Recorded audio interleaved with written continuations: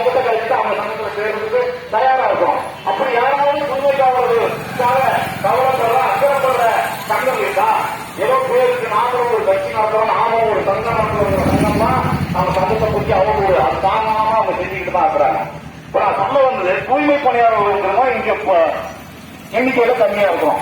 ஆனா தமிழ்நாடு அளவுல மிகப்பெரிய போராட்டத்தை நடத்தின அந்த தூய்மை பணியாளர்கள் கடந்த 2 நாட்களுக்கு முன்பாக டாஸ்மாக் பணியாளர்களின் போராட்டம் வெற்றி பெறதுக்கு இவங்க போய் போராடுறாங்க. தூய்மை பணியாளர்கள் யாருன்னு பாருங்க, பெண்கள் அதுவும் தங்களுடைய கோரிக்கைகளை வெற்றி பெற்றுட்டாங்க. இப்போ டாஸ்மாக் பணியாளர்கள் தாங்கள் நிரந்தரப்படுத்த சொல்லி சென்னையில போராடிட்டு தொடர்ந்து உண்ணாவிரதம் இருக்கிறாங்க. இவங்க கோரிக்கை வெற்றி பெற வேண்டும், இவங்களும் நல்லா இருக்கணும்னு சொல்லிட்டு அந்த தொழிலாளர்களுக்காக தூய்மை பணியாளர்கள் போய் போராட்டம் நடத்துறாங்க, ஒருமைப்பாடு தெரிவிக்கிறாங்க.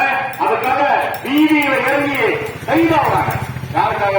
மக்களுக்காக இல்ல, டாஸ்மாக் பணியாளர்களுக்கு, அடுத்த பணியாளர்களுக்கு ஒரு ஒருமைப்பாட்டை தெரிவிக்கிற அளவுக்கு தூய்மை பணியாளர்கள் இன்னைக்கு வளர்ந்திருக்காங்க. அவங்க போராட்டமும் அவங்களுடைய சிந்தனையும் அவங்களுடைய போராட்ட குணமும் இந்த தூய்மை உழைப்போர் உரிமை இயக்கம் வளர்த்திருக்கிறது. அவர்களும் வளர்த்திருக்காங்க. இன்னைக்கு என்ன நடக்குது? கும்பகோணத்துல பெண்கள் அகில முற்போக்கு பெண்களுக்காக ஒரு கருத்தாக நடத்துறாங்க. என்ன கருத்தாங்கன்னா, கடனில் இருந்து விடுதலை வேண்டும்.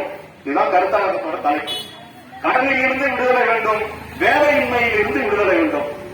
இந்த தலைப்பை வச்சு ஒரு கருத்தரங்கம் பீகார்ல இருந்து அகில இந்திய பொதுச் செயலாளர் மீனா திவாரின்னு அந்த கருத்தரங்கத்தை நடத்திட்டு இருக்காங்க. அப்படின்னா கடனில் இருந்து விடுதலைன்னா என்ன? கடன் நமக்கு யாருக்கு என்ன இருக்கு? ஒவ்வொரு வீட்லயும் கிராமத்துல போய் நிலம் இருக்கா, ஆடு இருக்கா, மாடு இருக்காங்க, என்ன இல்லை இல்லம்பாங்க. ஆனா எல்லா மக்களும் என்ன இருக்கு?